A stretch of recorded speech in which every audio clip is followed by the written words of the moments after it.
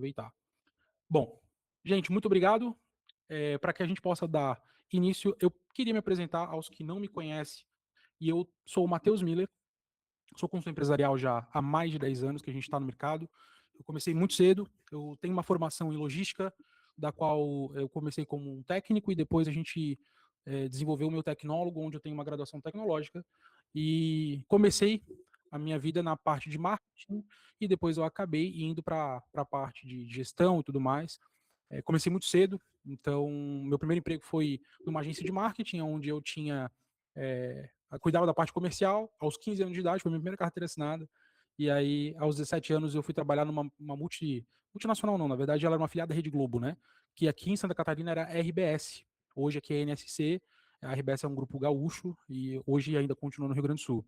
Lá eu atuei na parte de compras, então eu era comprador, mas sempre tive o tino comercial, cresci num comércio.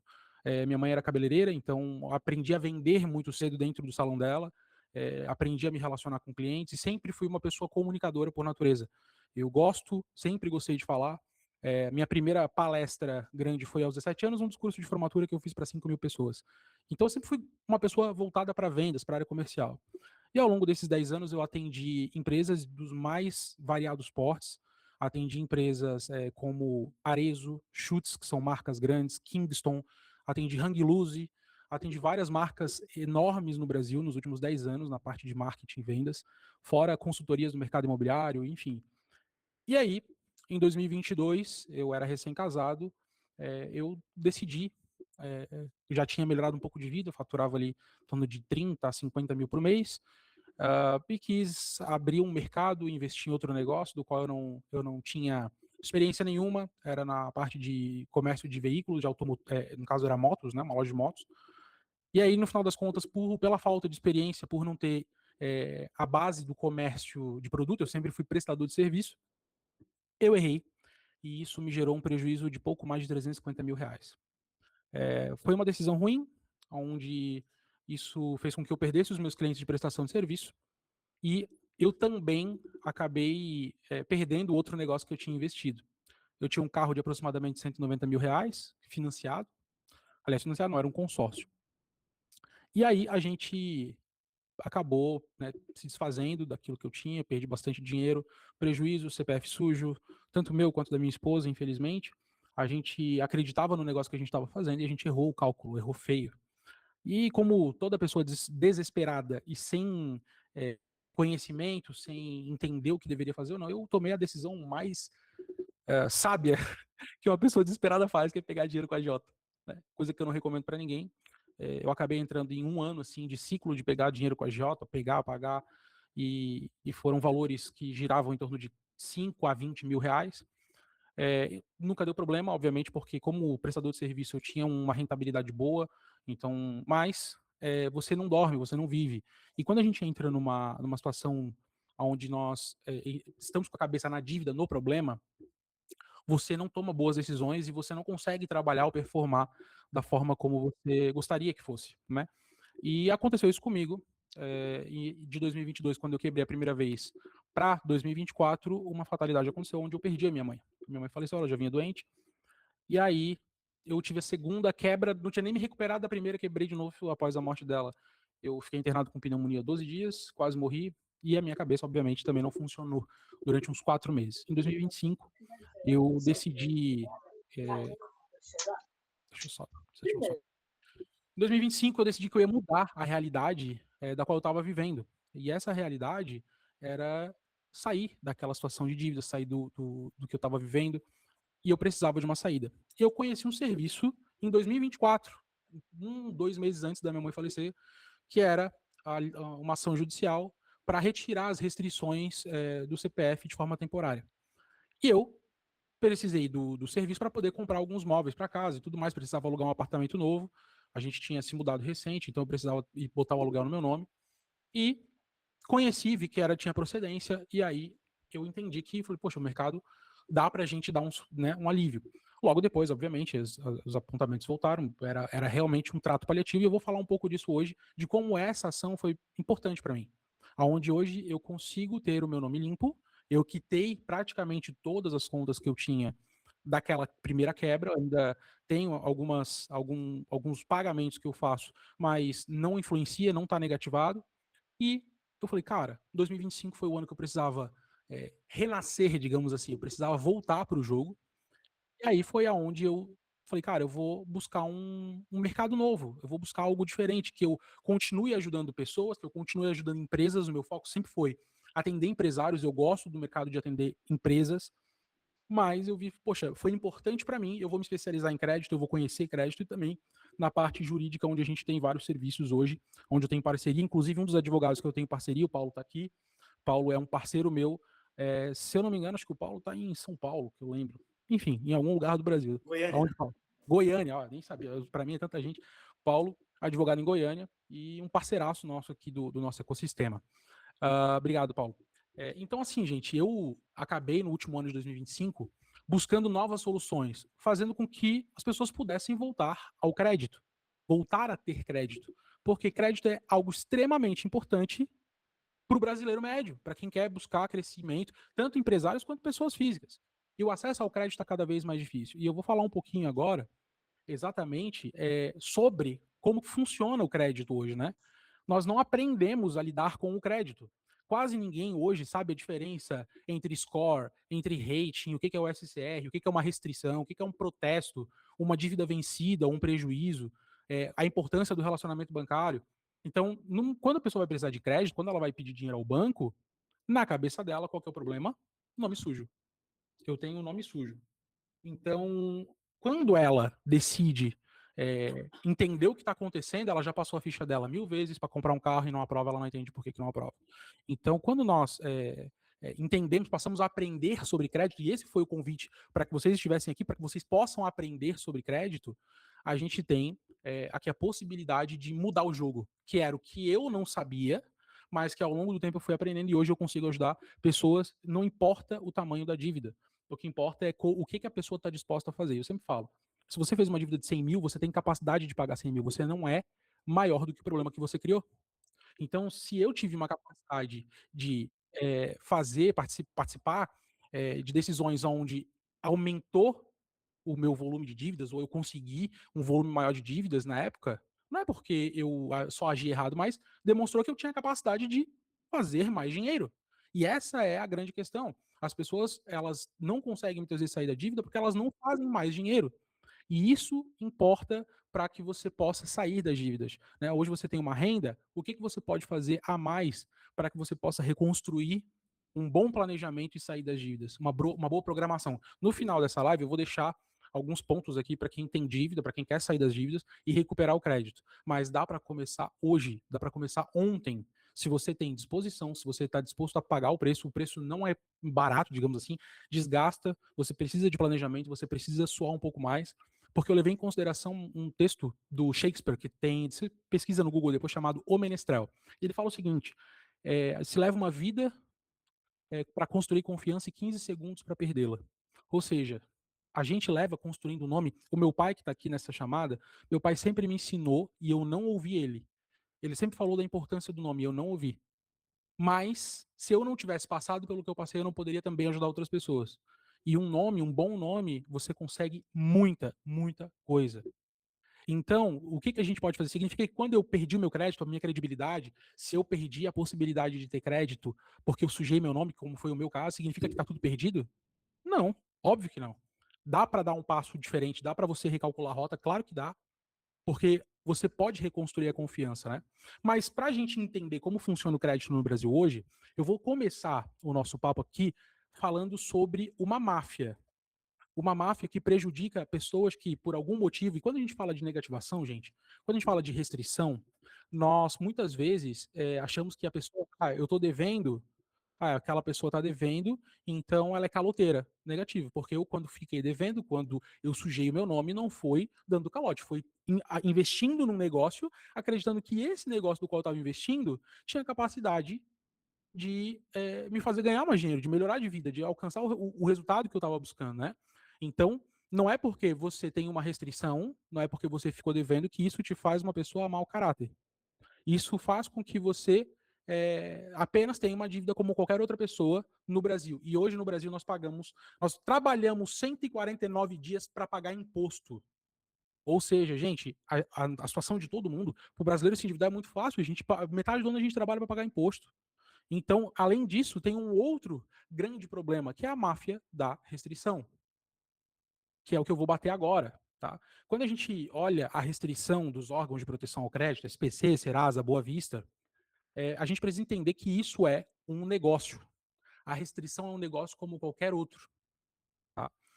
O Serasa, como todo mundo conhece, ele não é amigo da população, ele é inimigo da população. Ele favorece uma classe, que é a classe dos banqueiros. Por que eu falo isso? Porque o Serasa foi criado pelo dono do Itaú. E em 2012, o Serasa foi vendido para a Experian por 3 bilhões de reais. Em 2012, 3 bi em 2012 era praticamente 5, 6 bilhões, 7 bilhões hoje. Ou seja, se o Itaú criou o Serasa, ele quer defender quem? Ele quer defender o consumidor ou o interesse do banco, para ele ter um motivo para negar crédito. Os órgãos de proteção foram criados na década de 70. Por quê? Porque o brasileiro pedia crédito e se dava crédito. Só que com a oferta do crédito, não se tinha critério para definir o que faz eu dar esse crédito ou não. E quando você olha a lógica do órgão de proteção ao crédito, de pontuar, né, de classificar se você paga as suas contas em dia, se tu tem uma boa capacidade de pagamento, eu acho isso fantástico, eu não sou contra isso. Mas existe um negócio que eles ganham muito dinheiro e que estamos vivendo hoje parte desse negócio do dinheiro, que é o famoso Ferone Panome. Então, como que funciona essa negativação hoje? A negativação, ela está regulada no artigo 43 do Código de Defesa do Consumidor. Esse artigo, tanto o 42 quanto o 43, eles foram promulgados na Lei 8.078 de 1990. E aqui ele diz uma coisa muito clara, e vocês, senhores, vocês vão entender o que eu estou falando. Artigo 43 diz que, por regra, os órgãos de proteção ao crédito devem garantir acesso e clareza. Os cadastros de consumo devem ser objetivos, claros, verdadeiros em linguagem de fácil compreensão. O direito de notificação prévia, parágrafo 2, que é a abertura de cadastro, ficha, registro e dados pessoais e de consumo, deve ser comunicada por escrito ao consumidor, quando não solicitada por ele. Ou seja, inclusive tem uma súmula, tá? E eu vou botar essa súmula para vocês pesquisarem depois. Toda essa regra do artigo 43 aqui, ela não é seguida. Por isso que dos 81 bilhões de negativados no Brasil, é fácil você negativar quase, na verdade quase não, né? Metade da população adulta do Brasil. Praticamente metade da população adulta do Brasil. Ou seja, ninguém tem direito a crédito, né? Então é fácil você negativar alguém. Como que é fácil? Eu, Matheus, aqui no meu sistema, os que são clientes meus que fazem boleto e não pagam o boleto, independente da prestação de serviço que eles me contratem, eu posso negativar. Sabe quanto é que eu pago pro Serasa? Eu tiro e aí uso o mesmo serviço, né? Mas porque é fácil. O Serasa me cobra R$ 5, R$ 7 para negativar uma pessoa. Tu acha que 5, R$ 7, gente, vai pagar a impressão da folha, o carteiro para pegar aquela carta, o selo, o correio mandar essa carta para mim, para chegar lá em casa. Matheus, mas eu já recebi essa carta. Beleza. Quantas delas? Porque cada credor que você deve, se você deve 5 credores, uma carta só não adianta. Cada credor tem que, quando notifica, o órgão teria que mandar uma carta. E aí tem um outro detalhe. O teu cadastro está atualizado no Serasa? Quantas vezes você abriu o aplicativo Serasa ou quantas vezes você baixou? Até você precisar, você nunca baixou o aplicativo Serasa. Mal é mal você entra. Se você não precisa do teu crédito, do teu nome em algum momento, você não está olhando o aplicativo Serasa. Aí você já trocou de casa 3, 4 vezes. Aí você foi negativado? Cadê? E outra coisa, beleza. Matheus, eu recebi a cartinha. Se eu ligar para o Serasa, ele consegue comprovar que ele enviou? Não, gente. Ele não consegue. Porque para ele, pensa o seguinte: 80 milhões de pessoas negativadas. Quantas pessoas vão questionar? Matheus, eu devo, fui eu que fiz a dívida. Ok. Você tá devendo. Você não, por algum motivo, você não conseguiu pagar, quitar, você rateou, você fez que nem eu, deu passo maior do que a perna, você errou o cálculo, ficou devendo. Você foi demitido, alguém da sua família morreu. O que aconteceu na sua vida para você ficar devendo, só você sabe. Agora, a pergunta que fica: se eles têm que cumprir uma parte da lei também e eles não cumprem, por que eu não posso questionar? Porque a restrição ela não te ajuda a pagar o débito. Vamos ser sinceros, gente. Quantas pessoas você conhece aí? Cara, vivo no débito. Tá lá, deixa caducar. O comportamento do brasileiro é assim. Então, a restrição, ela ajuda no quê? Ela ajuda a talvez você não ter crédito, beleza, mas o teu score, se fosse por isso, a tua pontualidade de crédito já anunciaria, porque aquele score Serasa que você tem no aplicativo, ele só comunica a tua pontualidade de crédito. Quanto menor a pontuação, significa que mais atrasado você paga as suas contas. Ou seja, te restringir ao crédito não te ajuda a pagar a conta, pelo contrário. Às vezes a gente errou a mão, mas a gente precisa de um crédito para poder levantar de novo, e aquilo te impede de você, de certa forma, crescer, de você voltar para o jogo, digamos assim, né? E aí, na súmula 359, para a gente provar que isso é uma realidade, o próprio Superior Tribunal de Justiça, ele resolve de uma forma muito simples, de quem é a culpa. Se o teu nome for negativado, quem que é o responsável? É o credor, a empresa que você deve, ou o órgão que tem que te notificar? Não é o credor. O credor pagou para o Serasa resolver o problema. Ou para o SPC, para o Bovespa, enfim. Quem tem que te enviar a cartinha e provar que te enviou a cartinha foi o órgão de proteção. Mas como o interesse deles é receber dos credores, e depois que eles recebem dos credores que você está negativado, vem aquela mágica da oferta do feirão limpa-nome, que depois eu vou entrar no mérito de como isso acontece, de como eles exploram a população, aí você entende por que a restrição é um mercado tão lucrativo. E por que ela é feita de forma criminosa. Aí vai para um fantástico da vida igual foi domingo, olha, porque eles estão. É um esquema multimilionário. Multimilionário é o que eles fazem, a indústria do suja-nome. Até onde a gente sabe, quem não cumpre a lei, a princípio é o Serasa. Entendeu? Dever todo mundo deve. Quem não deve não cresce, né? Mas aí você fala assim, tá, Matheus, como é que a gente sabe que o Serasa não prova que eles entregam? Simples, tá aqui, ó, 62 milhões de pessoas não receberam cartinha. O próprio Serasa tá ali o link, ó. Você vai botar barra imprensa, barra Serasa, alerta 62 milhões de brasileiros. Serasa negativo as pessoas não sabem, elas não recebem comunicação. Ah, mas ele mandou no e-mail. Quantos e-mails você tem? Eu tenho 20 de e-mail. Qual deles é o correto? Na hora de digitar, você garante que você digitou certo? O teu número, quando você fez o cadastro, você garante que o teu número tá certo? Você já trocou de chip nos últimos 2 anos? Como é que você sabe? Ou seja, o Serasa já disse que 62 milhões não sabem que tem dívida negativada. Só que o próprio Serasa negativou 81. Gente, não faz nenhum sentido isso. Entendeu? A gente acha que não, pô, Matheus, mas eu sei que eu tô, beleza. Só que você sabe, e nós, pelo menos em determinadas partes do Brasil, nós temos um pouco mais de acesso à informação, mas a gente tá falando, gente, de 62 milhões de pessoas. A tiazinha lá, o filho que fez o empréstimo no nome da mãe e não pagou. Eu vi ontem, eu tava vendo uns vídeos dos caras que compram, arrematam um apartamento de leilão, e aí eles têm que ir lá e pedir pra pessoa que não pagou o financiamento desocupar. Eu vi uma senhora de 84 anos que perdeu a casa dela porque a filha botou ela como fiadora no aluguel, a filha não pagou e ela perdeu a casa. Ou seja, tem muita gente que está aqui que não é nem culpada do que tem, mas na hora que precisa de um crédito, de alguma coisa, é negado por quê? Porque tá lá e ele não sabe. Algum cliente meu essa semana falou assim, Matheus, eu nunca tive conta na TIM, nunca tive conta na TIM, e apareceu um débito, como se eu tivesse devendo a TIM. Alguém abriu uma conta no meu nome, alguém foi lá e criou um plano no meu nome. Não se tem, como é que a gente fala?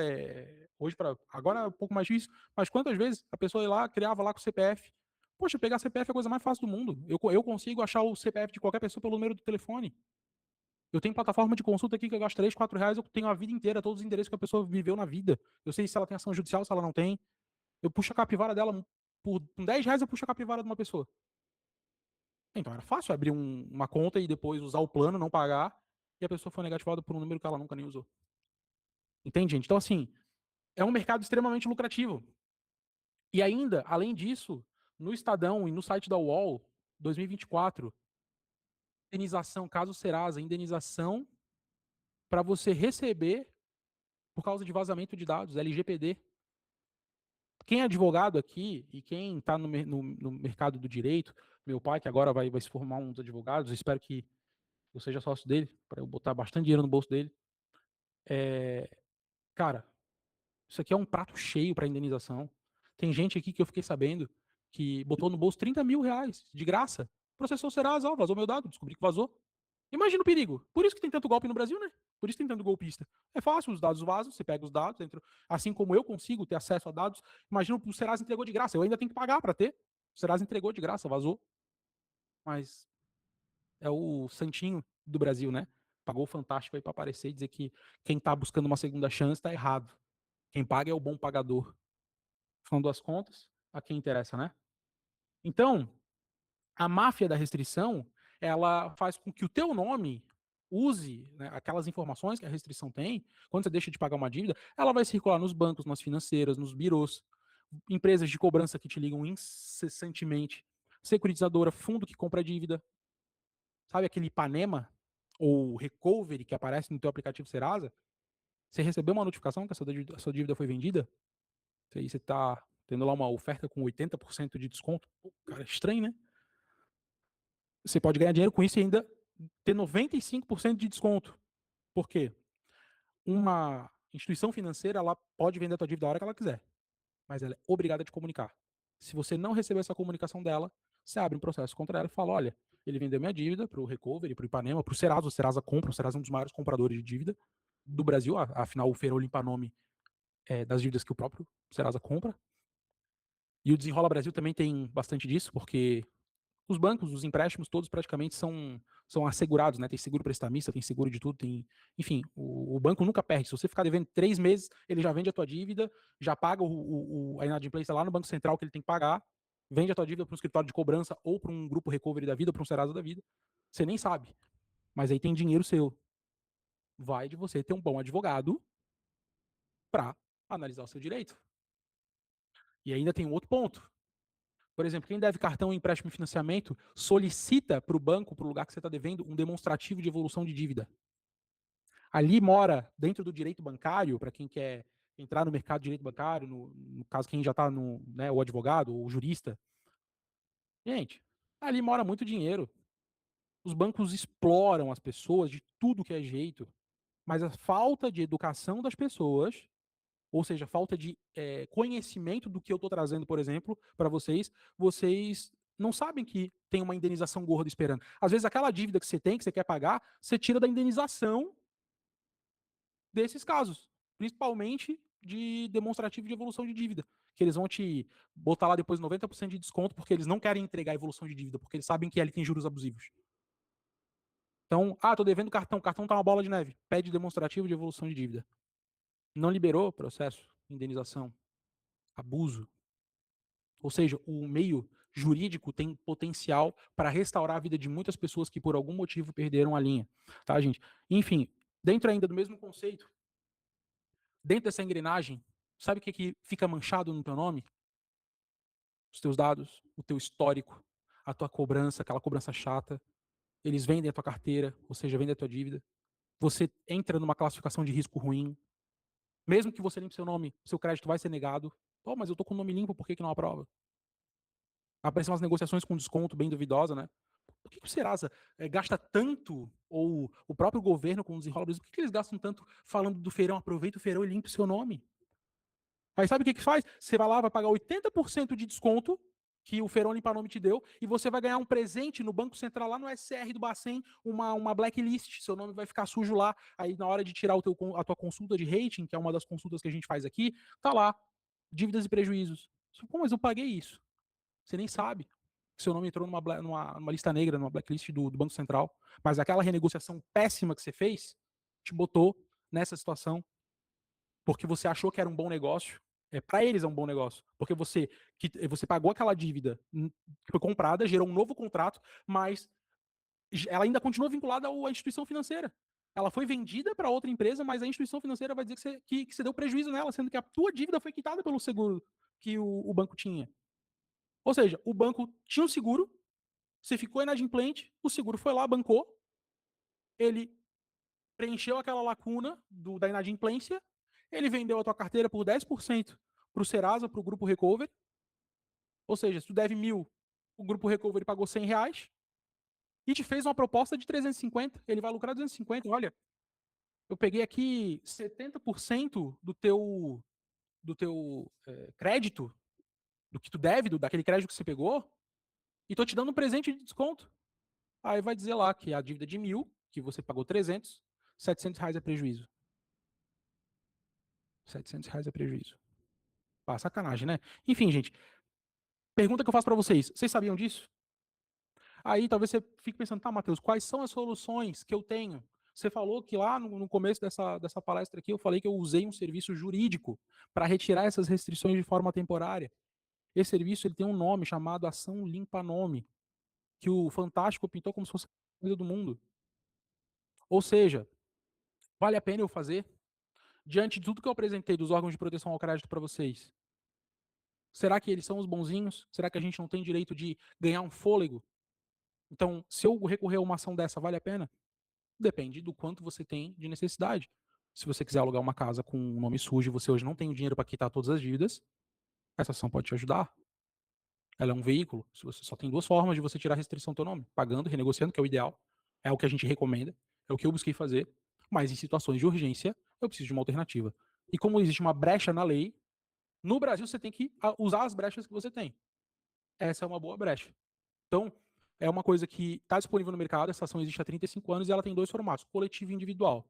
Tá? Então, se você tem um nome restrito, porque o nome desse evento é da restrição ao crédito, essa é uma saída muito boa. Matheus, o que é golpe? O Fantástico falou de golpe. Sim, teve, porque assim como todos os mercados, tem advogados bons, teve advogados ruins.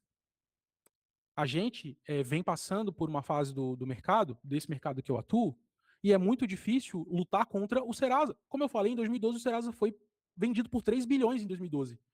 Ou seja, quando a gente faz uma ação dessa, a gente não está lutando contra o teu vizinho, contra a empresinha que fatura 100 mil por mês, a gente está lutando contra uma empresa bilionária, alegando o que está na lei, no artigo 42 e 43 do Código de Defesa do Consumidor, fundamentado numa súmula 359 do STJ. Significa que isso aqui é um milagre? Não, não é um milagre. Teve gente tentando se aproveitar para dar golpe. O brasileiro é assim, gosta de tirar proveito dos outros. Infelizmente, a gente vive num país que as pessoas querem tirar proveito, mas a falta de transparência, a falta de comunicação, a falta de você ter uma fala transparente faz com que tudo pareça errado. Mas eu vou dizer para vocês, se não fosse essa ação, eu não teria reconstruído a minha vida, porque eu ganhei um fôlego com ela. Então, isso aqui, eu passei a vender crédito, a entrar no mercado de crédito, por causa desse produto que me ajudou. Desse serviço, no caso, né? Então, assim, o que o Fantástico fez foi vender uma matéria para o Serasa. O Serasa comprou. Aquela matéria que vocês provavelmente viram no domingo, ela é de 2023. Eles reciclaram uma matéria. O juiz que foi falado lá foi afastado do cargo em 2023. De associação que abria lá, o cara tinha um CNPJ de igreja, transformava numa associação para poder fazer essa ação limpa nome. Tentaram, não conseguiram. Agora, a gente está desde março, que o Conselho Nacional de Justiça derrubou todas as liminares que a gente tinha, e desde março a gente está buscando uma liminar nova, e sofremos, em dois processos, sofremos um agravo do Boa Vista e um agravo do Serasa. Poxa, se a gente está pagando o juiz, por que, que então eu estou demorando 2 meses para entregar? O Thiago que está aqui, que falou aqui, ó, o Thiago é um cliente, eu tenho alguns clientes que estão aqui, né? O Thiago foi grato ali, ó, conseguiu alugar uma casa, obrigado, Thiago, pelo teu relato. A gente está aqui preocupado, para quem é cliente nosso da CreditWise aqui, e entregar, né? Até porque é um processo judicial, quem sabe como funciona, entende que a gente também depende, né? Mas se fosse golpe, a gente não estava, digamos assim, como é que a gente fala? Eu teria tudo entregue, a gente está comprando o juiz, pô, o juiz foi lá, recebeu o dinheiro, baixou e todo mundo está com o nome limpo. Não, não é, gente, é uma briga judicial, é real o negócio. Então, esse serviço que está aqui, ele é parte de uma estratégia de recuperação de crédito. Ele é só um fragmento da recuperação de crédito para quem está com restrição. Ele não é o todo. Para você voltar a ter crédito, você precisa pagar as suas dívidas. Mas sem planejamento, sem uma estratégia, fica difícil. Essa ação aqui é paliativa, né? Então, ou seja, os órgãos eles vão ganhar dinheiro com a tua dívida, com a tua restrição, e vão te dar um presente no final do bacen. Se você precisar recorrer a uma ação como essa, seja bem-vindo. Nós temos condição de te ajudar, seja de forma individual ou coletiva, entendeu? Então, no final das contas, o que eu quero trazer para vocês aqui é que o banco não empresta dinheiro no escuro, gente. Os cartões de crédito, os financiamentos, a forma como é feita, eles já estão ganhando muito. Se você ficar inadimplente, cobrem. Existe proteção, existe. Eles nunca ficam porque eles não podem deixar um buraco lá no Banco Central. Então, se você quer começar hoje o teu processo de mudar de estratégia, de voltar a ter o nome limpo, de voltar a ter credibilidade no mercado, você vai voltar. E os bancos vão continuar te emprestando dinheiro se você fizer o que precisa ser feito. Aqui nós entregamos essa estratégia para você. Renegociação extrajudicial. Matheus, não consigo mais pagar meu carro. Nosso time jurídico tem vários advogados no Brasil inteiro, cada um em cada estado para atuar para você, fazer uma renegociação extrajudicial, buscar uma quitação. Porque se você já está devendo, já tem um escritório de advocacia negociando com você, essa dívida do teu financiamento lá já foi paga. Dá pra gente buscar um bom desconto. Tem saída. Matheus, assinei uma SET aqui, um documento do financiamento, que é o custo efetivo total. Acho que eu fui enganado nas taxas, tem um monte de coisa embutida, eu não sabia. Revisional de contrato. Ah, mas os bancos não vão financiar mais depois. Financia. Tem vários amigos que financiaram vários e fizeram revisional. Por quê? Porque os bancos se aproveitam. Mas, se você paga, se você tem, né, consegue uma boa negociação, os bancos vão continuar dando crédito para você. Mas tem que ter estratégia de conhecimento. Então, dá para a gente sim recuperar o teu crédito. Agora, vou pular para uma próxima etapa. Matheus, tenho nome limpo, não tenho restrição, não preciso de ação judicial, não preciso, tô com nome limpo. Paguei minhas dívidas ou nunca fiz dívida, mas eu não consigo crédito, cara. Ninguém aprova financiamento para mim. E aí a gente fica perguntando, será que tem um critério que a gente não sabe? Poxa, meu score Serasa aqui tá 800, eu não sei porquê, aparentemente eu tenho tudo certo, por que não aprova o crédito para mim? E aí tem um critério que os bancos utilizam e as financeiras para analisar o teu CPF ou o teu CNPJ, dependendo de qual pessoa jurídica ou física você está fazendo. Tá? Então, nome limpo e zero crédito significa que todos os sistemas eles são interligados, tá? Então, não é só o teu score Serasa na hora de financiar um carro que vai influenciar. Não é só o teu nome estar limpo que vai influenciar. Tem várias informações que são cruzadas na hora de analisar o teu crédito, que vai te dar uma pontuação, e essa pontuação que a gente chama de rating, uma palavra em inglês, esse rating ele te dá uma classificação de risco. Ele pode ser por nota, ele pode ser por 0 a 10, ele pode ser de 0 a 1000, por letra de A a E. Hoje eu peguei um caso G, nunca tinha visto uma letra G num rating de SCR do Bacen. Mas nos birôs de crédito você tem um, no teu banco onde você opera, você tem outro. Então a gente tem várias informações que, ao cruzar esses dados, dependendo da instituição bancária que analisa, ele vai olhar essas informações. Um crediário do Magazine Luiza, enfim, de alguma empresa como essas que dão crédito, esse crediário você vai usar só o Score Serasa, tá? Agora, financiamento de carro e de casa, normalmente você faz em financeira. Se você não tem conta caixa na hora de financiar o teu imóvel, você vai lá numa correspondente bancária, na imobiliária, na hora que você passa a ficha, a caixa, como você não tem relacionamento com a caixa, ela vai buscar nos fofoqueiros. SPC, Serasa, Boa Vista. Eles concentram, os birôs de crédito concentram informações suas, desde renda presumida, pontualidade de pagamento, que daí influencia aquele score que a gente vê, várias informações, e aí, com base nesse critério externo, a Caixa, ou a BV Financeira, ou o Santander Financiamentos, ou essas financeiras, elas utilizam esse recurso dos birôs de crédito para decidir se dão crédito para você ou não. Dependendo da tua nota, da tua letra ou da tua pontuação, você ganha uma taxa de juros. Ou seja, essas pontuações elas servem para dizer assim, olha, tem risco, tem probabilidade de inadimplência ou não. Então, por exemplo, eu tenho um cliente que a gente pegou, fez o trabalho de atualização do rating dele nos órgãos de proteção ao crédito. Ele tinha uma renda presumida lá de R$ 800, mas ele ganha 30 mil por mês. Porque ele nunca atualizou o Serasa dele. Como eu falei para vocês, a gente não abre o Serasa. E mesmo se ele quisesse, não dá para atualizar esse tipo de informação via aplicativo Serasa. Por quê? Porque existe uma outra plataforma do Serasa chamada Concentre. E o Concentre não tem acesso, só quem tem acesso são as instituições financeiras ou empresas credenciadas como a minha. Então, o que a gente faz? A gente atualiza dentro dessas plataformas de forma interna. Nós fazemos aqui CDL, que daí, no caso, é o SPC, né? O SPC, ele é um órgão de proteção das câmaras de dirigentes de lojistas, e hoje ele está praticamente vinculado ao Serasa e o Boa Vista. Então, a gente atualiza os três birôs. Por quê? Como está aqui na tela, os sistemas todos são interligados. Eles vão cruzar. Então, se eu atualizar Serasa e não atualizar Boa Vista, ele vai dizer, olha, aqui eu botei que o cara ganha 30 mil, mas no Boa Vista ele diz que ganha 800. Qual que é a informação verdadeira?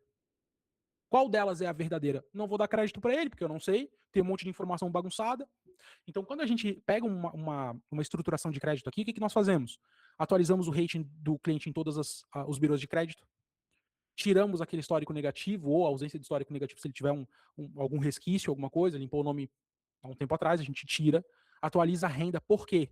Porque as instituições e os bancos que utilizam o rating comercial dos birôs de crédito, eles vão olhar para um dado que é o critério invisível, a tua renda. Isso se chama capacidade de pagamento. A tua capacidade de pagamento, ela é 30% do que você ganha.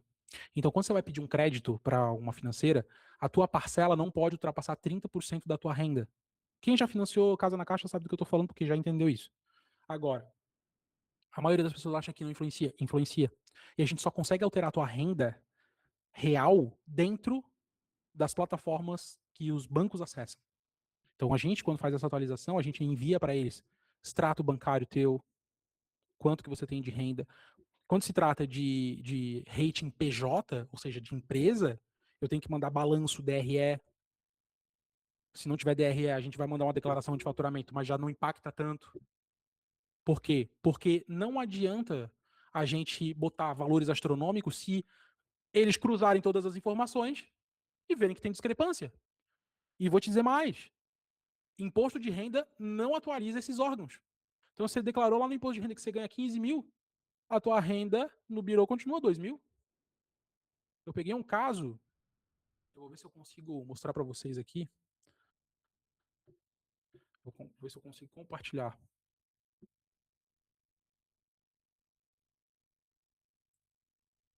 com vocês sem mostrar o CPF do cliente. Deixa eu parar de compartilhar a tela aqui.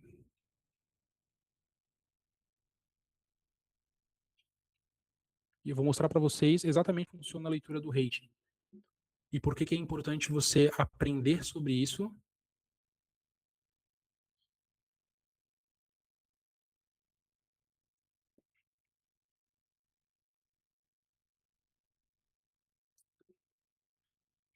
Aqui, ó. Vamos lá.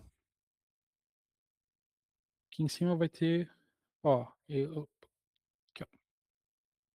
Conclusão de análise inteligente. Isso aqui é o meu sistema de consulta. Ele diz aqui, ó, conclusão, recusado. O rate do meu cliente, hoje ele ganha em torno de 8 a 10 mil reais, tá? Ele é representante comercial, ele tem aí um ganho de 8 a 10 mil, mas aqui ele diz que ele tem um score de crédito ruim, tá? A letra que ele tá é a letra C-. Ou seja, não tá nem buscando o D e o E aqui, ó, e vai mais para baixo, tá, gente? Aqui diz que ele tem uma renda presumida de 2.144. Ou seja, lá nos birôs de crédito, essa aqui é a classe econômica dele. Mas ele falou, Matheus, mas eu não ganho isso. Eu ganho é, em torno aí de 8 mil reais, 10 mil, fechei um negócio agora de 60 mil reais, ganho 10% de comissão. Hoje. Isso aqui é essa consulta de hoje, tá, gente? Então, mostra aqui o endividamento dele de 0 a 15 anos, ó, crítico. Reflete projeção das dívidas, a busca por crédito. Aí qual que é a leitura do comportamento? Se ele diz aqui que a busca por crédito é alta, qual que é a interpretação do gerente bancário ou de alguém que está numa mesa de análise? Vai dizer assim, cara, esse cara está toda hora procurando crédito, toda hora pedindo crédito, ele está desesperado, ele precisa de dinheiro. Não vou dar porque o risco é alto.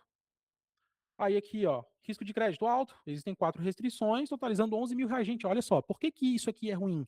Porque a renda dele está de 2.144, sendo que a dívida dele é 11. Se ele ganha de 8 a 10, essa dívida aqui é alta ou baixa? Proporcionalmente ela diminui, o risco também deveria diminuir. Ou seja, não está difícil para ele resolver isso aqui. Né? Então a saúde financeira aqui ele considera regular. Ó, capacidade mensal de pagamento, R$ 0. A renda dele está totalmente comprometida com as dívidas dele. Vai liberar o financiamento, ele quer fazer o Move Brasil. Ele quer aproveitar o programa do Move Brasil, de aplicativo, para comprar um carro, porque ele roda muito, ele queria um carro elétrico. Ele não vai conseguir absolutamente nada. Mas ele falou, Matheus, mas eu fui aprovado no programa, eu tenho renda boa, por que, que não vai aprovar? Eu falei, tem que tirar a restrição. Aí a gente continua a leitura. Ele tem aqui, ó, registro dos órgãos de proteção ao crédito, tá? Aqui é o registro de inadimplentes do Brasil. Então, nos órgãos ele tem 11 mil negativado. Uma pendência de 2.460. Ele tem mais 8 mil em protesto de cartório. Ele tem mais 2 mil de imposto. Ele tem 2 mil de renda. Aí tu faz essa conta aqui, com essa renda aqui, bate, eu liberar crédito para ele? Não, ele não tem. Então aqui ele tem, ó, várias dívidas. Além disso, além desse banco aqui do Itaú, que ele tem essa dívida, isso aqui é a dívida do valor original, sem contar juros. Ele não tem refim, ele não tem, né, outras pendências, mas protesto ele tem. 2 protestos, 8 mil reais. Aí, além de pagar esses 8 mil de protesto, ele ainda vai ter que pagar a taxa de cada título protestado. Aqui vai dar mais ou menos uns R$ 300, R$ 400 por título. Então é 8.885 mais 200, R$ 300 por título. Aí tem um outro detalhe. Agora, score Bacen. Olhamos aqui os órgãos de proteção ao crédito. Vamos olhar o Bacen dele. Probabilidade de inadimplência muito alto. Ó, de 0 a 1.000, 255, ou seja, aquele C- está 255. Rating Bacen G, eu nunca vi essa letra, gente. Foi a primeira vez que eu vi G. Ou seja, nem acho que nem a mãe dele quer emprestar dinheiro para ele, tá tão feia a situação. Tá aqui. Valor a pagar, 3.600. O Bacen dá R$ 95 de crédito para ele. Entendeu? Aí tá aqui, ó, cartão de crédito, compra, fatura, detalhe por operação. Eu consigo ver tudo que ele tem de empréstimo. Ele tá devendo, ó, restritivo, 1.579, percentual relacionado 4,93% do que ele deve. Cartão de crédito, mais 7.000 de cartão. Aqui, ó, créditos baixados como prejuízo de 12 até 48 meses, ou seja, de 1 a 4 a 48 meses é 4 anos, né? De 1 a 4 anos, tem 7.000. Financiamento, ele teve um carro que a gente vai fazer uma renegociação extrajudicial. Ele tem o carro e ele quer quitar. Nós vamos fazer uma renegociação extrajudicial. Minha advogada especialista em renegociação de automóveis vai conseguir um desconto. Ele fez um acordo, ele falou para o banco: olha, daqui 3 meses eu vou ter R$ 11.000. Vocês querem? O banco falou: queremos. Passou os 3 meses, ele ligou para o banco: olha, eu estou com os 11 mil aqui, quero quitar. Sabe o que o banco falou para ele? Não, agora está em 50. Aí vai, então vou deixar aqui. Com a renegociação extrajudicial, daqueles 50, a gente vai conseguir uns 10, R$ 15.000 para ele ir lá e quitar. Então, usar todo tipo de restrição do Bacen. Ou seja, se no Banco Central ele deve R$ 28.000 ao todo, aqui, ó. Onde é que tá os 28.000? Aqui, ó.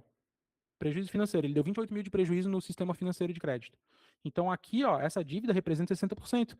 Eu vou liberar, atualizando a renda dele, atualizando tudo que ele tem, eu vou liberar 60% de possibilidade de crédito novo. Isso considerando a renda presumida de R$ 2.144. Mesmo com outros débitos que ele tem de cartão aqui, a gente já conseguiria crédito para ele. Não uma parcela muito alta. 8.000. Quando a gente fala de R$ 8.000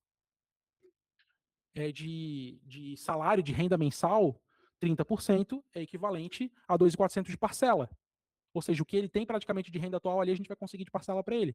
2.400 de parcela, a gente está falando de um financiamento de quê? De 80, 90 mil reais? Pode ser que aprove. Tá? Porém, o critério de decisão, quem dá é o banco. É o banco que vai emprestar o dinheiro dele. Então, ele vai dizer se vale a pena ou não correr o risco. Mas, Matheus, como é que você vai resolver, como é que a Credwise vai resolver esse produto aqui, esse problema dos empréstimos aqui? DED, demonstrativo de evolução de dívida. Aqui nós vamos conseguir 80% de desconto, aqui nós vamos conseguir uns 80, 90% de desconto. Procedimento administrativo, esse não é judicial. Tá? E aí eu vou recuperar dentro do Banco Central o rating dele, para sair do G para botar num B, para botar num C, que seja. No C ele já consegue crédito. Ou seja, essa evolução é extremamente importante para voltar a ter crédito. Entendeu? Aqui, ó, ele tem créditos a vencer, ele tem parcela para o mês que vem de R$ 897. Deve ser um cartão de crédito. Ele falou para mim que tinha um cartão do Mercado Pago que tem 2.600 de limite. Tá aqui, ó. Mês que vem ele tem, daqui 30 dias, 897 para pagar. Daqui a 60 dias, a segunda parcela, 698. Lá na frente ele vai ter uma parcela maior, de 1.100 e pouco. Ou seja, aqui ele está pagando certinho. Então, se ele paga isso aqui certinho e esse aqui está atrasado, cara, significa que em algum momento ele se perdeu. E ele falou para mim que na época ele trabalhava como Uber, então a renda dele era inferior, era 4, 5 mil reais fora os custos. Então ele se perdeu realmente, mas ele tem chance de recuperar. Então, mostrando isso aqui para vocês, gente, isso aqui é uma leitura de crédito que a gente faz aqui. Eu fiz uma análise em tempo real para vocês. E isso é o que vai fazer você ter crédito. Uma empresa que está disposta a fazer com que você volte a ter crédito, que você possa aprender a ver como funciona o crédito no Brasil hoje. Então, essa é a nossa dinâmica e isso tem ajudado muita gente. Tá? E além disso, ó, os cruzamentos de dados para financiar, renda declarada, renda presumida, movimentação bancária, histórico de pagamento, relacionamento. Aqui a gente está falando de rating bancário e rating comercial. Ou seja, a tua pontuação dentro do banco ela é uma, a dos birôs de crédito é outra. Então, no banco, você vai ter a tua nota. Matheus, eu tô pegando fogo, tô devendo Deus e o mundo. Se a tua relação com o banco for boa, você tem produto, você movimenta dinheiro, você não deve nada para esse banco, ele vai te liberar crédito, mesmo com restrição. A probabilidade que ele tem de te liberar crédito é gigante. Por quê? Porque ele confia em você e na relação que você tem com ele. Pode ser que, dependendo da situação, eles vão analisar, olha, essa restrição aqui eu preciso que você tire, isso aqui eu não consigo. Aí vem um negócio que no Brasil é fundamental, relacionamento com o gerente. Você tem que relacionar com o gerente. Compra um vinho, leva para ele, leva para ela. Ó, presente para ti. Faz um bom network, mostra que tu quer ajudar ele a bater meta. Produtos do banco ajudam a tua pontuação, por quê? Porque tu cria histórico. Seguro de vida, título de capitalização, consórcio que você vai comprar dentro do banco, é uma forma de você mostrar para o banco, olha, eu quero deixar o meu dinheiro com vocês. Quer uma aplicação boa para você não precisar comprar produto e que vai te ajudar muito? CDB com liquidez diária. CDB do Santander. Por quê? O CDB é uma forma que o banco tem de pegar o teu dinheiro e emprestar para os outros. Falta dinheiro no mercado para emprestar para outras pessoas. Se você aplica no CDB, o banco diz assim, opa, o Matheus quer deixar o dinheiro comigo, eu posso usar esse dinheiro no CDB dele para emprestar para outro. E aí, onde é que o banco ganha dinheiro? Com juros. Então, se você bota todo mês 500, 700, R$ 1.000 numa aplicação do CDB e vai deixando lá como se fosse uma poupança, todo mês vai aplicando, vai crescendo. O banco vai dizer, opa, nosso relacionamento está ficando bom. Aí você tem um bom relacionamento com o teu gerente, você vai ajudar ele um mês ou outro, vai bater uma metinha que ele está precisando.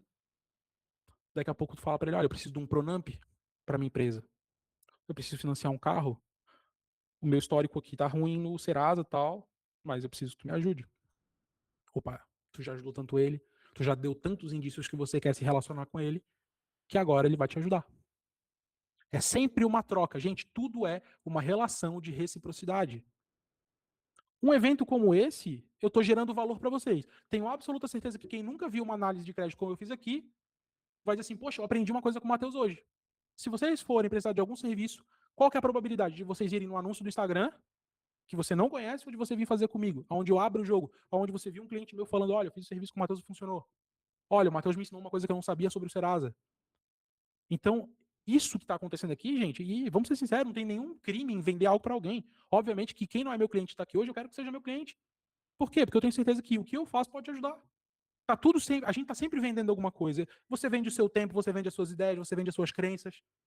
Você vende toda hora você está vendendo algo para alguém. A transação financeira é outra coisa. Eu não preciso de uma transação financeira para vender uma ideia.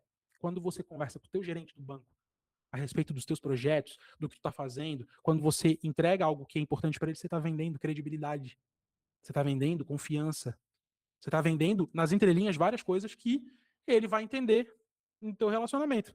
E para isso, a gente, indo para finalizar, gente, para eu poder deixar vocês descansarem, agora eu vou falar aqui dos 3 pilares do crédito, tá? Para que vocês possam voltar a ter crédito. Primeira coisa que você precisa entender, coerência. O crédito que você pede precisa conversar com a sua renda, com a sua movimentação, com o teu histórico, com a tua capacidade. Se você não tem tudo isso arrumado, corrigido e não sabe nem procurar, a gente pode fazer o teu diagnóstico quando você está coerente. Isso é um pilar que vai ajudar você a ter crédito. Segundo pilar, capacidade. O banco quer saber se você consegue arcar com essa dívida. Ou seja, por isso que no relacionamento, no histórico de movimentação, ele quer ver se você é consistente. Se você usa muito cheque especial, é um risco negativo. Ele vai dizer assim, poxa, ele está sempre no cheque especial, está faltando. Essa consistência que você tem de manter tudo em dia, tudo certinho, e principalmente pagando sem necessidade muito crédito, vai aumentar o teu limite de crédito. Os bancos atualizam a cada 3 meses, tá? Então, se você conseguir manter uma consistência bacana de 3 meses, a chance de você aumentar o teu crédito, aumentar o teu rating lá dentro vai também acontecer. Ou seja, o banco ele quer que tenha renda, faturamento, enfim, baixo endividamento em relação à renda, para que tu possa ter capacidade de arcar com aquela dívida que você pediu para ele. E terceiro, credibilidade. O banco quer saber se ele pode confiar em você. Ou a financeira, a BV financeira, enfim, aonde você está indo buscar crédito, ele quer saber se ele pode confiar. E credibilidade você constrói com histórico, relacionamento, previsibilidade, comportamento. Se você não muda a tua cabeça em relação aos pagamentos em dia, eu sou relapso, eu esqueço de pagar as contas. Se organize, não atrase. Essa pontualidade faz total diferença para você conseguir recuperar o teu crédito. Pode fazer limpar nome, pode fazer o que for, rating, atualizar o teu rating. Mas eu contratei. Não adianta nada. Vou aumentar o meu score. Não adianta nada se o teu comportamento não acompanhar. Se você não mudar os seus hábitos, se você não se organizar financeiramente, você não consegue construir credibilidade. E esses 3 pilares são fundamentais para você conseguir crédito, eles se conversam, ok? E por isso, na nossa reestruturação, nós fazemos em algumas etapas. Quando a empresa ou uma pessoa que tem condição, normalmente são pessoas que têm um poder aquisitivo um pouco melhor, acabam contemplando todo o processo. Dá para contratar por módulo, dá para pegar uma ação específica. Matheus, eu quero fazer uma ação limpa-nome aqui específica para tirar uma restrição. Beleza, a gente explica como funciona, se assina um contrato, show de bola. Matheus, eu preciso do acompanhamento completo, tem também, tá? Então o que a gente faz? Primeira etapa, diagnóstico. O que eu fiz ali com vocês, mostrar, foi uma leitura rápida, eu consegui enxergar o que o meu cliente precisa fazer. Então eu consigo dar um passo a passo para ele, olha, teu carro, como é que é a situação do teu carro? Me manda o documento, eu vou ver se tem processo, se não tem, se está com advogado, se não tem. Eu vou, enfim, vou fazer várias coisas aqui, vou levantar várias informações, agora eu vou fazer um diagnóstico. É igual um médico, gente. Você vai no médico, vou fazer uma consulta, tô com dor. Tá doendo aonde? O médico vai perguntar. Beleza, não tem como te dar o diagnóstico, vou pedir uma série de exames. Eu tenho uma ideia do que pode ser, então tu vai fazer exame disso, disso, disso. Trouxe o resultado do exame, agora eu já sei, já tenho um diagnóstico para ti. Já vou dizer o que tu tem que fazer, o teu tratamento é esse, o teu remédio é esse. Então, essa etapa é a etapa do médico. Eu vou fazer o teu exame. Você vai investir no diagnóstico, eu vou fazer aquela leitura, vou trazer a minha análise para você e vou dizer assim: olha, o próximo passo, ao meu ver, é a gente corrigir esse ponto. Eu quero entender que dívida é essa, quando tu contraiu, por que tu contraiu, quanto que é a tua renda. Eu vou agir como médico. E aí, a segunda etapa é fazer a correção ou limpeza. Identificar o que precisa ser corrigido, o que precisa ser limpo. Ou uma renegociação, uma ação judicial, uma atualização de rate, um limpa Bacen, para a gente fazer uma ação judicial ou administrativa no Bacen, se tiver na blacklist, na lista negra. Ou eu tenho dívida de imposto, normalmente as empresas precisam de uma reestruturação tributária, vão fazer uma renegociação no CADIM, vão buscar um parcelamento do teu Simples Nacional, dos tributos, né, que está atrapalhando você de pegar um Pronamp. Se tiver dívida de imposto, não pega Pronamp. Então, eu consigo identificar isso para ajudar você a tomar o crédito que você precisa. Etapa 3, construção de relacionamento bancário. Ou seja, o crédito ele não nasce do nada. Eu vou pedir um dinheiro para um amigo, para o Lourenço aqui. O Lourenço é meu sócio, vou dizer assim, Lourenço, presta um R$ 200. Se o Lourenço não me conhece, ele vai perguntar para alguém que a gente tem em comum se eu sou um cara que paga certinho ou se eu sou enrolado. Essa é a função dos órgãos de proteção. É a mesma lógica. Então, o crédito ele vai nascer da credibilidade. Se o teu histórico é bom, se as pessoas confiam em ti, se os bancos confiam em ti, se os órgãos, né, a quem você deve, você tem um bom histórico, gerou confiança, você vai ter crédito. Simples. Entendeu? E é isso que a gente busca. Na etapa 3, nós vamos trabalhar essa parte de relacionamento. Corrigimos, limpamos, melhoramos tudo que tinha que fazer. Agora é a etapa de crédito. Por isso eu digo, é milagre? Não. O que acontece é que muita gente não quer pagar o preço de passar por essas etapas. Pode demorar 3, 4, 5, 6 meses, dependendo da complexidade do caso. E por último, etapa 4 é a solicitação estratégica de crédito. Por que é estratégico? Porque não é todo crédito. Se você tem dívida de imposto, não adianta corrigir tudo e ir lá e pedir um Pronamp. Não vai aprovar. Aí sabe o que você fez? Você queimou ficha. Fui lá, pedi, passei em 5 lojas de carro diferentes. Você está queimando teu CPF. É um desesperado na leitura do teu comportamento. Os bancos vão dizer, cara, ele passou em 5 lojas, passou a mesma ficha nos mesmos bancos, em loja diferente. Como se isso fosse ajudar. Não vai. Então, quando você faz uma preparação do teu CPF ou do teu CNPJ, a gente também tem que saber qual é o crédito certo, qual é a instituição certa. Eu vou pedir numa cooperativa, eu vou pedir num banco privado, eu vou pedir num banco público, vou numa financeira, aonde eu tenho probabilidade de conseguir esse crédito. E a gente vai entender qual é a melhor solução. Fechou? Então, gente, me interessei, faz sentido. Eu recomendo você mandar uma mensagem pra gente aqui, tem o meu contato, provavelmente você tem meu WhatsApp, se não tiver, eu vou deixar o meu número aqui nas mensagens, você pode pegar aqui a notificação e me mandar uma mensagem no privado que a gente vai fazer um diagnóstico, tá? E aí, se fizer sentido para alguém ou para você, né, para você buscar crédito, enfim, para você restaurar o seu CPF, sair das dívidas, renegociar e ter um bom plano de ação, a gente também consegue te ajudar. Porque da restrição, independente do tamanho dela, dá para você voltar a ter crédito. O evento da restrição ao crédito foi para ajudar vocês que querem um norte, que precisam de um norte, entender aonde você está, para entender também onde você quer chegar, e dentro desse ponto A e ponto B, da onde está, onde quer chegar, qual é o destino que você tem que cumprir para você chegar nesse resultado. Perfeito? Gente, eu queria agradecer a presença de vocês. Alguns, infelizmente, não puderam estar presentes, mas os que tiveram aqui, eu espero que de alguma forma esse conteúdo tenha agregado na vida de vocês, tenha ajudado na vida de vocês. Se fizer sentido conhecer um pouco mais do nosso trabalho, a gente está à disposição. E caso tenha algum amigo que esteja precisando também, ao indicar o nosso trabalho, você também é remunerado. Ou seja, nós pagamos comissão porque entendemos que tudo é sobre o ganha-ganha. Todo mundo tem que ganhar um pouquinho. Então a gente tem programa de parceiros, a gente tem programa de indicação. Infelizmente, hoje o mercado, né, o Brasil está cheio de pessoas que não possuem crédito, e o fato de não possuírem crédito também não sabem o que fazer, e a gente está aqui para isso, então é mais legal que a gente possa indicar e pagar quem indica para nós algum tipo de serviço, porque estamos ajudando a população de alguma forma. Tá? Esse conhecimento é gratuito, espero que tenha valido pelo menos o tempo de vocês, e agradeço, e por isso nós vamos encerrar aqui o evento. Um grande abraço, contem comigo, e uma boa semana, um bom mês de junho para todos, e espero que de alguma forma a gente se cruze aí no nosso caminho. Fechou? Um abraço, gente, e tamo junto. Gratidão, Paulo. Um abraço, gente.